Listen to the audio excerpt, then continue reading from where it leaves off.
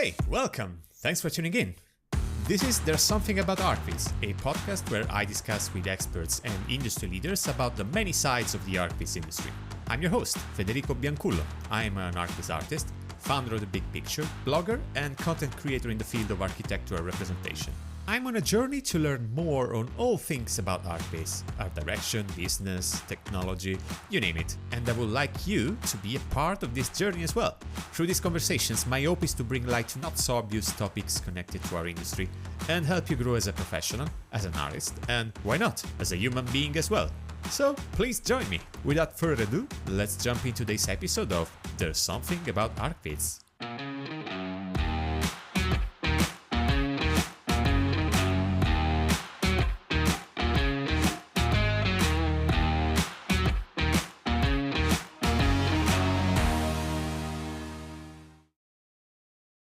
Hello folks and welcome again. This is episode 7 of There's Something About Archviz. And today we discuss education in Archviz. Archviz training doesn't necessarily follow the traditional academic path of university. We know that too well. Many of us are self-taught or have been following scattered courses and tutorials. However, the offer we have today is really and totally unprecedented. The pandemic has brought so much online educational content for Archviz artists, and the common idea of YouTube having a tutorial for everything revolving around our profession, well, today is truer than ever. But what does it really mean to receive an education in Archviz? What's the past, what's the present, and the possible future for education in Archviz? Today, to answer these questions, I'm joined by Fabio D'Agnano that will help me shedding light on this topic. Fabio is the director of the Master in Digital Architecture, MADI, at the University of Venice, UAV. He is a long-time teacher with over 25 years of experience and, of course, an industry veteran. In this episode, we discuss why is it worth to pursue formal education in Archviz and why we should go beyond the excessive technical focus in programs and tutorials. We also talk about the power of networking, the future of online learning, what makes a teacher great, and much more related to how our profession has evolved in time. So I think that's enough from me, and I'll leave you to our conversation. Please enjoy. So Fabio, how are you? How are you doing these days? I feel good, even if my family went back to Italy a couple of weeks ago, so I'm alone in a quite big place with my cat only, and in a complete lockdown for all the others, so I can't see anyone. All your activities are going on remotely? No, I try to go to the lab at least 3 or 4 times a week, because I got my robots there and I want to go there. But normally all the people are working remotely. Most people in the industry know you for being the director of MADI, which is the Master in Digital Architecture at the University of Venice, UAV. How did you get started with the MADI? Because is it something completely different from what you do today? You've been into 3D, of course. You've been one of the first people teaching about 3D Studio Max, if I recall correctly. Yeah, possibly yes. If you want, I can start from the very beginning of this strange journey. Yeah, let's do it. Yeah, it was quite a jagged line, actually, because I started as a kid playing with music and computers. Maybe I wasn't performing so well. I was a piano player and a saxophone player, just a kid, and I wanted to be good as my masters.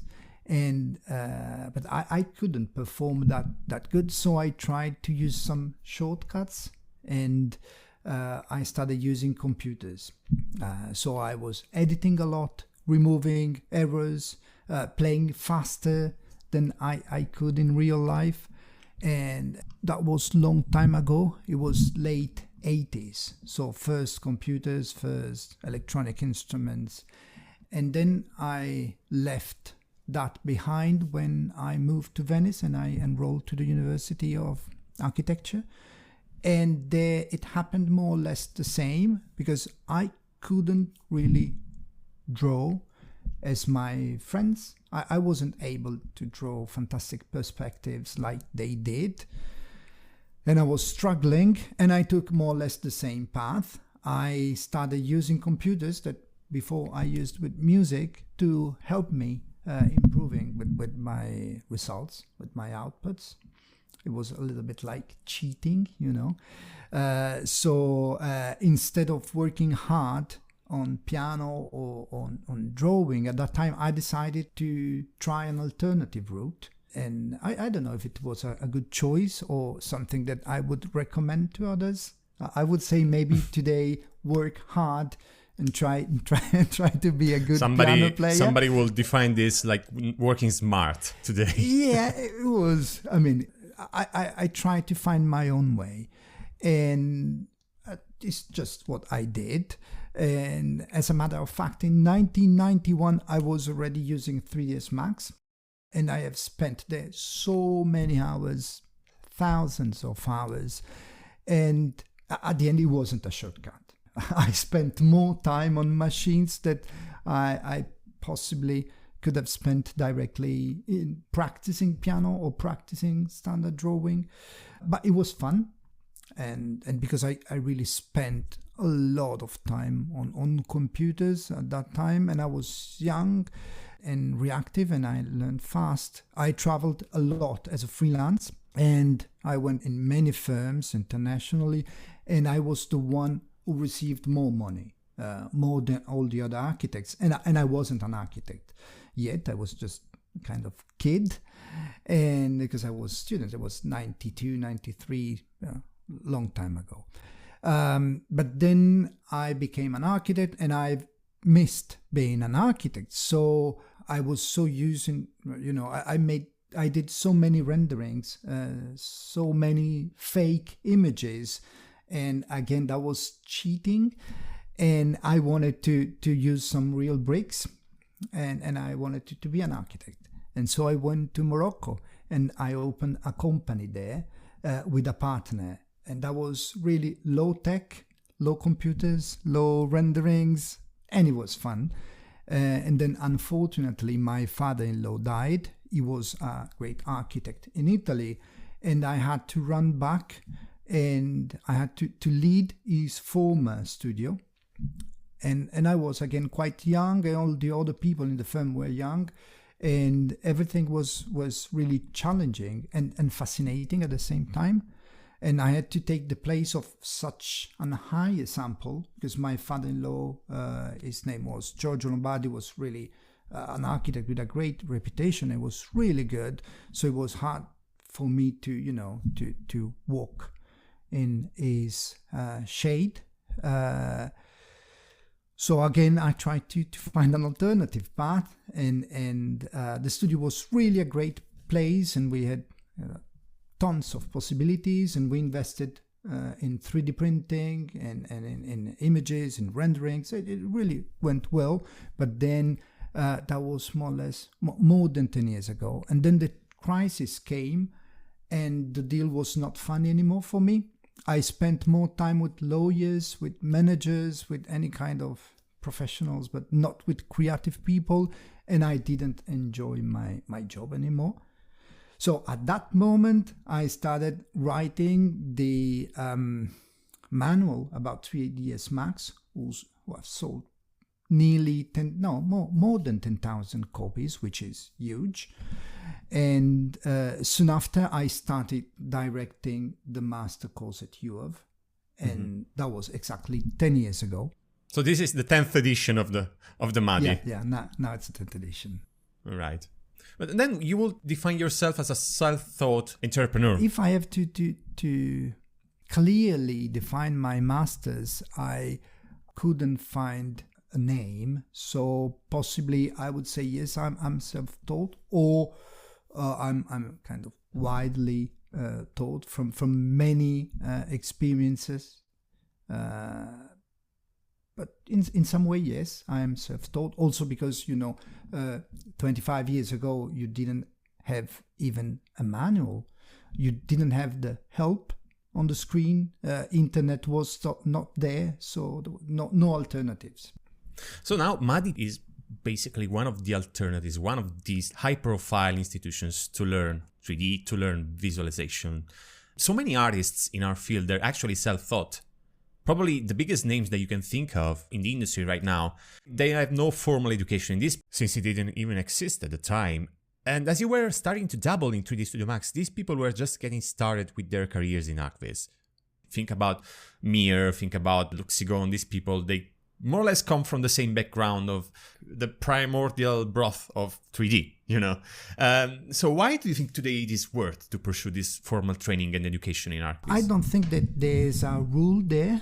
You have, exactly like you mentioned, great artists that are completely self-taught. And also you have really bad professionals coming from the best universities.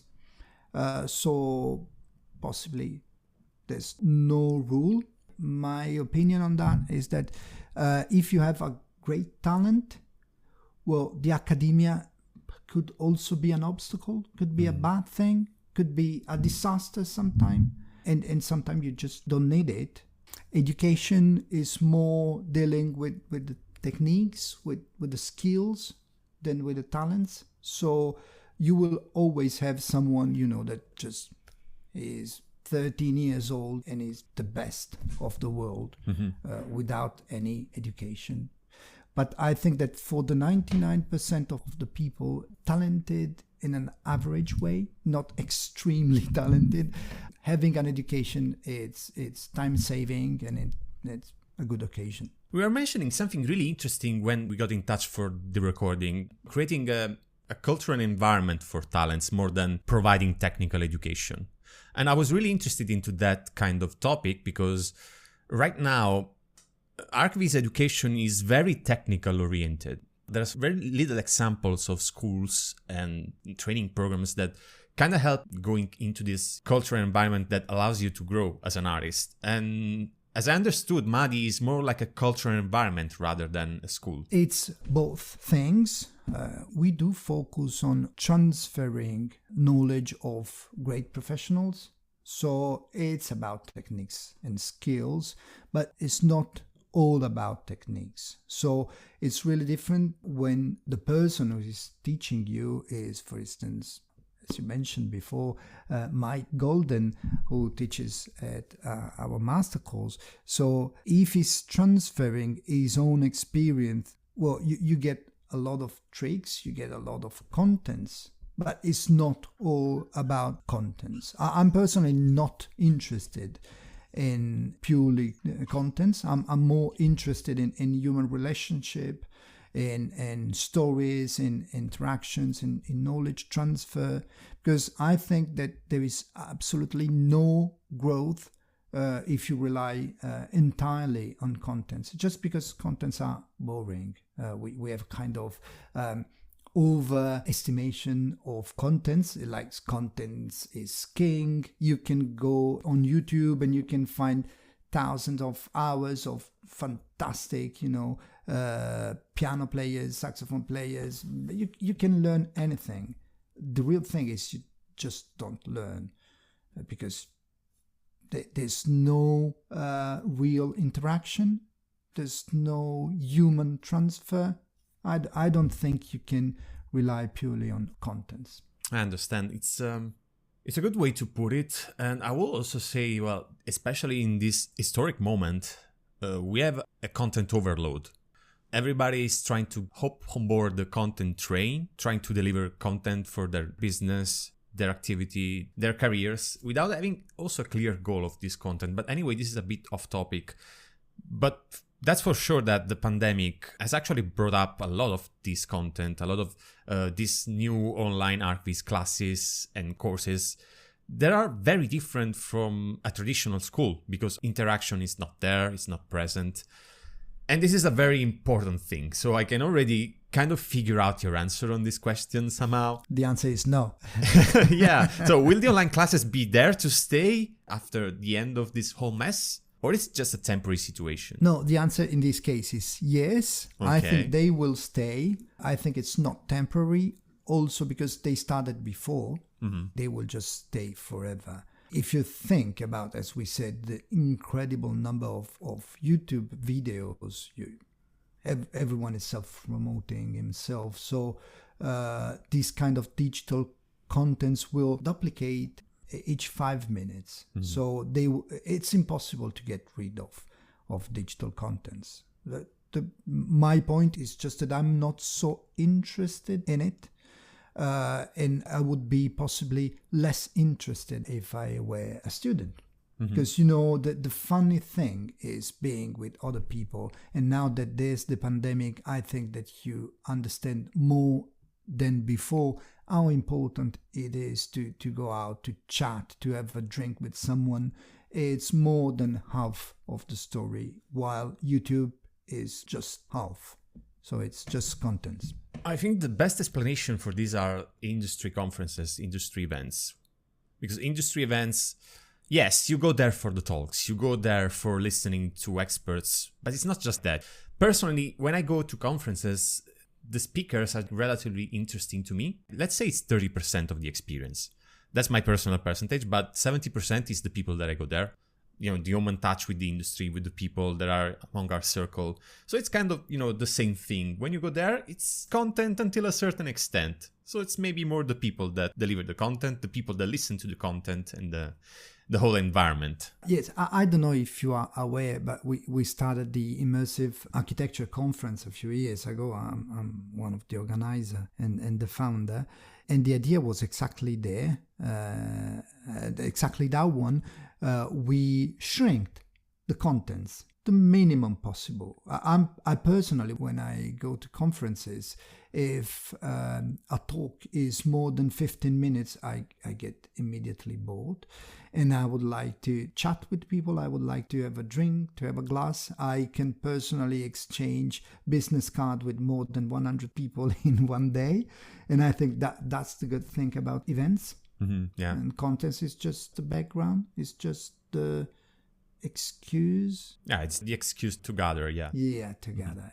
Of course, for the speaker, it's also a matter of exposure, of having a name in the industry. So there's something else on the other side as well. But for who's listening, it's more the network, it's more the people that you meet at the events. And probably what you're trying to do with the MADI has a lot to do with that kind of environment. Another thing is that education in Archviz is very technical oriented in general. You were talking about this as well. Of course, technical background is necessary, is very relevant to what we do.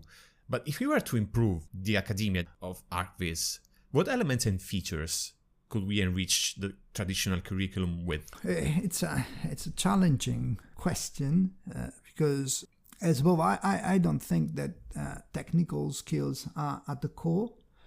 And at the end of the day, we are architects. We work with images, with emotions, with spaces, with architectures.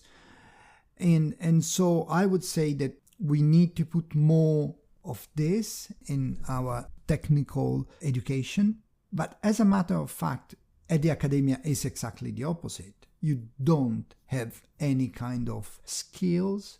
Tools are considered just like tools, and it's like that's the brain, and the arms are not really useful and important. But I think it's a problem that will stay forever. So possibly academia will include more Archviz when Archviz will be more or less dead. So when something new will pop out, when something new will appear, when Archviz will be academia, it will be included in the curriculum. Okay, this is a concern for traditional academia in general. But what about Archviz schools? The technical thing about Archviz schools, I think, is still there. Many schools and many online classes still rely a lot on the technical. What about the artistic values? I don't hear so many people, so many schools and curriculum that actually try to focus on that aspect. And when that aspect is present, it's very underweighted compared to the technical part. You are absolutely right. We have the chance, for instance, to target architects that already have 5 years experience. So normally we take for granted that they know about composition, that they know about images, they have a cultural background, which is not to be underestimated, because sometimes if you just train people with other backgrounds, you understand that they are just lacking knowledge about images or this kind of sensibility. So we can do more technical stuff because we can underlie on other skills that the students already have. Nevertheless, we focus yearly more and more on how important is the composition, how important is lighting. So if you compare our last editions with the early ones, I would say that we are less technical now than we were before. Not just for you, but also if I think about other schools, other programs, this is something that has developed in time. Initially, the general consensus of the industry, of education in the industry, was just going towards the technical thing.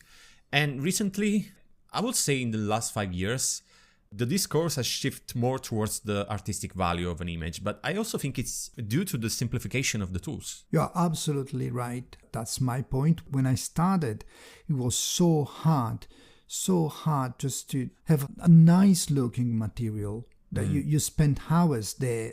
And then you were happy because you had a bowl in the middle of a room with the proper lighting. That was enough. But now the technical requirements are really low. You just can start compositing images with a few clicks. After 2 or 3 hours, you're already able to use your tools. If you use, for instance, Corona, which is great because it's easy. You don't need to tweak with values anymore. You just click and that's it. So the difference is not anymore on the values, is on what you have to say. So that's why we are all migrating towards this new aspect, which is more related to storytelling, to the feeling, to the emotion, to these kind of things, because technical side is easy. Yes, you raised a very interesting point here, and I think ease of use is going to be even more encompassing in a way. I'm having a lot of conversations these days with 3D artists working in-house for architecture firms, and what I see is that they are migrating towards even easier tools such as Enscape, Twinmotion, Lumion, which allow you to get a reasonable quality in a very short amount of time. We should look at what happened to photography, for instance. A long time ago, it was hard to get the perfect picture, while right now an iPhone can really do the trick. And if you add filters, if you add effects of any kind, you can look professional. As a reaction, I think that the professionals, they don't want to look professional. Sometimes you see great names in photography that it's like if they wanted to lower the quality of the picture just because they don't want anymore to focus on that specific technical skill. It happened with paintings. If you imagine this, there's a certain moment in 19th century, at the end of 19th century, when they were so good with techniques and they started focusing on something that was different, than the shape didn't need to be exactly like in nature. Colors didn't need to respect exactly what lighting was. I think we will go that way possibly on the artistic side, but on the market side, we will always produce the image that sells more and in the cheapest way. Yeah. When you were mentioning also techniques, when you were doing the comparison with the history of art, of painting in this case, the architectural collage immediately came up in my mind. We're seeing the same reaction right now in architecture. Right now, collage is being made very popular in architecture schools. And many people say that this is a reaction to the glossy renders, although I'm not entirely convinced about that. So what could you tell me about these kind of reactions? Are we bound to see a similar trend in Archviz in a few years from now, going towards a simplification of the image, the stylization of the techniques we use? It's quite a complex answer, because I think also that we overestimate the importance of Archviz within the architectural practice. I personally use 3D modeling and rendering also as an architectural tool. So the idea of simulating what you will build, it's an incredible tool, and you don't want to use it just for a client, you want to use it for your own. And so possibly in that aspect, having a perfect simulation of materials and of lighting and everything, it's really useful and will never die. As an expressive mean, just because it's becoming so easy, if you're an artist, you don't want to be average. You just don't want to do what everyone is doing. So I think that collage will rise. Any kind of strange images could start popping out, and I think it's a good thing. But photorealism will be always useful and important. You will never get rid of photorealistic images. When I started, already it was a matter, shall we do non-photorealistic rendering? And the answer was always, yes, we should do more, but at the end it's 30 years and still not. That's funny. I saw some reaction to that as well, even in competition panels. In Germany, for example, panels are requesting non-photorealistic images for competitions because they're afraid that the glossy image could steer the outcome of competition, which I don't agree with, because you can clearly see if a project is bad, and that's nothing to do with the image. On the contrary, if the project is not good, the image won't be good as well. It's within architecture, this hybrid sensation. Are you an artist? Are you an engineer? What are you? What kind of beast are you? And who knows? It's, sometimes you say, I would like to do something that is exactly like I intended, and I want to show to a panel exactly like it will be. And sometimes you instead don't want to focus on the aspect. You want to focus on the sensation, on the emotion, because it's true that the sight is 99% of our perception, but at the end of the day, when you get into a space, you don't only perceive it with sight. And so rendering could be a bad way to conceive architecture, because you are only focusing on one sense, which is sight. You forget about proportions because you see everything on a screen. You forget about how the materials, they sound, how there's a consequence of different spaces, which is architecture. And so when you focus on images, you just see a part of the picture. Frankly, I don't have an answer, because as architects, we should manage both worlds. So a panel should be aware that he has plans, he has images, he has a description, and I wouldn't be absolutely worried about, the quality, yeah. The quality in the sense of the technique. Yeah, I'm not scared about a beautiful car. I'm not afraid to be seduced by a beautiful car, so I would never say, please don't show me beautiful cars. Well, in my opinion, this kind of requests kind of imply that the audience is a bit stupid and doesn't understand the value of good architecture and is just fooled by the image somehow. Exactly. They are afraid to be fooled by images. But it's true, my experience within architecture is exactly this, unfortunately, is that we, as Archviz artists, modern architects, we are an instrument of the evil, because we are selling good images that hide bad contents, bad things for our cities. And we are always saying, yes, we will make it look perfect, we will make it look good, you will sell it. And we are not that aware that that tower, which is 111 floors, is just incredibly bad for that site. It's destroying that site. But because they pay us, we will picture it as a fantastic tower with all the green down, with people walking and smiling, walking dogs. This is really bad. That's another very interesting topic. I think I heard it covered at the Academy Days this year. One of the directors of Submarina, which is a Ukrainian Archviz office, raised this issue of us putting out glossy images without actually having respect for the real context around the building, the real impact of the building on the context. He was raising this kind of issue, which is very interesting to discuss and to bring to the surface and come up with some conclusion in our industry. Of course, we are an instrument. Our Images are made to sell a project, to market the project. So it's something that it's really difficult to get unstuck. I can tell you a story. When I was young and I was working for an important firm, and I went there and we won all the competitions just because the others, they didn't have these weapons. The panels were really impressed by our images and we won everything. And at a certain point, I was working on an image and they told me, could you please make these towers more transparent? And I said, no, they won't be. They are already too transparent. They will never be transparent. But yes, but we want to see the park.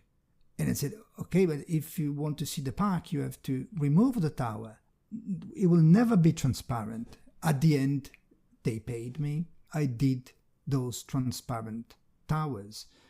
And I also made a negative image of these transparent towers. The image was really beautiful and we won the competition. But for a long time, I stopped making images. I didn't want to do it anymore. Because I was fake and it was cheating. I didn't want to do it. It's something that probably many people in the industry can relate to. But seeing that this story is the same old story repeating and it's being multiplied as we speak, because this is what happens daily in Archviz films and architecture firms. Yeah, it's not I wouldn't say it's not a good sign, but it makes you think somehow. But it is not the topic of today's conversation, but still nonetheless, it's very interesting to discuss about these topics as well. But going back to the main topic now, we're talking about education in general. And in your opinion, what are the features of good education when it comes to Archviz? I can tell you something about my personal experience as a trainer, as a teacher. And first of all, I really love what I do, what I've been doing the last 25 years. So I try to transmit this joy along with the frustrations that you have just because of the thing that we said before, or because something goes wrong, or the beauty of some technicalities or some secrets that you have learned and that made you just sweat, or you didn't sleep at night just to find that specific thing. And I think that as a teacher, if you have this rich experience, you can transmit more these aspects, more than push that button or write these things or do like this. So you have just to spread this pleasure that you had, this joy, hoping that this will be contagious, that they will say, okay, I like it. I would like to do it too. Because when you are a teacher, in some way you are a reference. Yeah. And you need to be a target. You need to be someone that the others, they want to reach and even, do better than you. I had... Before I told you that I didn't have masters, but for instance, in music, I had it. I had a teacher at a certain point. It was a complete genius. It was for me a completely unreachable target. Unreachable. I would never go that far. But having such a high reference was important for me. Mm-hmm.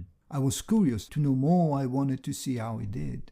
And these are the kind of things that you can do when you teach, more than focusing on the contents. So if we were to sum it up in a word, would be the drive of the teacher, not just the knowledge, but the way he drives the knowledge, the way he's passionate about that. Yeah, if you want, in Latin, insegnare means exactly just open windows if you want. You don't necessarily need to transmit a formula or even worse, a result, which is something that is bad in a lot of Archviz schools. They explain a method.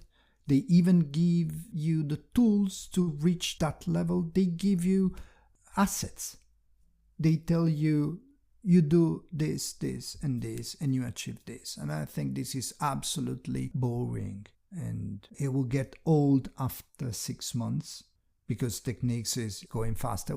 The only thing you can teach is to train, is to look that it's interesting, go your own way, find your own way, and try to be good as I am. If you were just to follow all technical news, all technical discoveries in our field, we'll need like a update class every 8 months, something like that. It's kind of unrealistic if you manage programs, with this kind of schools. So a method still helps, but it's not the method. It's like the mindset more than the method that a good school should teach you. Being in the mindset of continuously being up to date, continuously have a drive, a passion for what you do. So it's not just about the outcome, it's about the process. Yeah, and also about the pleasure. I'm trying to train my cat, and it looks like cats, they only obey to pleasure. And so if you want to teach them something, you have to associate a good remembering, a good memory, a good sensation. And I think it's the same with the master course. I think that our students are having great time. They drink a lot of drinks. And honestly, in Venice, you have great food. I've been there for a month or so, and the cicchetti, I was amazed. I want to go back there as soon as possible. Honestly, loved it. Students, yeah, that's another great topic. A nice topic also to close this conversation. MADI is at the 10th edition, you said. Yeah. You've seen a lot of students in your days come and go. And many of these students, Italian students. By the way, is MADI now 100% Italian students, or do you also have international students? It's a tricky situation because we do have international students, but the master course is half in Italian and the bureaucracy is 100% in Italian. So we had people coming from a lot of places and they had to learn Italian. So that was weird. We are aiming to start a new full international edition, which wouldn't be a problem for us. It's more on the bureaucratic side, which causes a problem with visa and with other things. But at the moment it's Italian with some international students. All right. And a lot of students are spread across Europe, and not just Europe, but probably students from MADI work now in the greatest companies in the globe for Archviz, and not just Archviz, I guess, also other branches. But in general, all of these great students that you saw during the years, which are the traits that impress you the most? That when you see these traits in the students, you think, okay, this person is going to go far. I had more than 300 students, maybe 400 students. And I can remember almost all the names. If I see them, I can chat with them and remember their names. So 400 students are 400 individual tales. And some of them also now work at MADI. They're also teachers at MADI. Yeah. It's true. There are different categories of students, and so I'm impressed by different things. For instance, we have a good experience of underdogs, of students that weren't recognized by the university system, so they didn't have good results, mainly, for instance, because they can't express themselves in a good way in Italian. So they lack property of language, a way to express themselves in history, but even in design, theory, and so their marks weren't that good, the university. And the problem is that normally as a requirement, you want high marks at the master course. And the final mark of the degree is normally considered as a good sign. If you had good results at the university, you will have good results at the master course, which is absolutely not the case in our experience, because sometimes people that are lacking this property of language sometimes are developing an extreme sensibility and expression with other means, for instance, with visual things. So sometimes you have people coming from the mountain, they can't really express themselves in Italian properly, but when it's time to build an image, they are just fantastic. And we had a few of them, and other times you have people with technical skills, they are incredible, people that are just smart, and you can see them, how they react with coding, and really, really different type of students. And because our master course is so wide in terms of topics, we cover from image composition to 3D modeling to electronic prototyping, coding, 3D printing, everything. You can see that there are people succeeding with talents in specific areas while others are overall good. Of course, we also have bad students. And sometimes our bad students are the ones that had the best grades at the university. It's interesting. Yeah, they can't express freely. Yeah, it's something that happens a lot in high school. I know a lot of high school mates that didn't have good grades, but now they have brilliant careers in other fields that were not encompassed by traditional high school. People that work now in design fields, in chemistry, that were just at the margin of high school, and now they're succeeding in pharmaceutics, design, these fields that I mentioned. And it's the same with traditional academia and Archviz. People that come from a traditional architecture school, they just have a glimpse of what real Archviz could be, and then when they go to a full-blown program, they just bloom. Yeah, exactly. And it's really fascinating to see these kind of things when you are not so young anymore. When you are in some way, you are already discouraged because you are, 28 years old. And it looks like you did everything you could. You picked architecture as your own topic, and then you are not so sure that is what you would like to do all your life. You think that you're not so good in designing, but you are getting old. Not old, but you see that there's nothing that you can do to have a kind of second chance. Mm-hmm. You were talking about your peers at college, at high school. That was, in a moment where you see still a lot of potential in life. And when you have your own degree and you think that is possibly not the right choice, you can be depressed about it. Mm-hmm. And so I'm really happy that the master course sometimes is a novelty, something that really get back the smiles to people, because they can have good results even if they didn't have good results before. I think your story here is also an example. You've been doing so many different things. You reinvented yourself as well.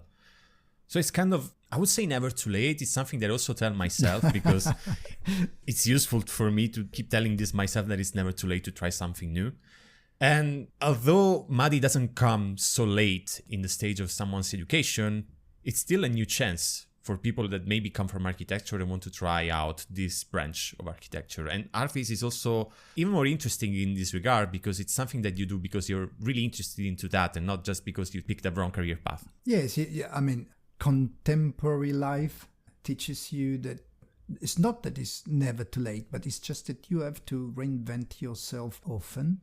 I think each 5-6 years you have to just update your expectations, your skills, your attitude, everything. So I've been doing all my life, and I think I will keep on doing it. My actual situation is not my final destination. Mm-hmm. Will change soon, hopefully. Even if I'm happy with the life that I'm living, but I know that I will not be happy for more than 5 years in a row with the same kind of life. So right. That's been also fascinating. Fabio, it's been enlightening, really, especially for me in this situation. But anyway, thanks for your time, and hope to see you soon in person somewhere in the world, possibly in Venice. Hopefully. Thank you, Federico, for inviting me, and thank you also for the impressive job that you are doing in spreading our experiences in this market. I think it's really useful for the people that are starting, for the people that are working in it, to listen to all the stories to other people. I think it's really a great job that you are doing. I think it's time consuming, but thank you. It's a pleasure for me to speak with people like you. So thanks again, and talk to you soon. Thank you so much for tuning in. If you enjoyed, please subscribe to the show on your favorite podcasting app and get a new episode every second week. If you like this episode, help us growing and improving the show by rating and leaving a review on Apple Podcasts. Got a question, or is there something you would like me to cover in a future episode? Write me an email at podcast@bigpicturevisual.com. Thank you again for listening, and see you next time.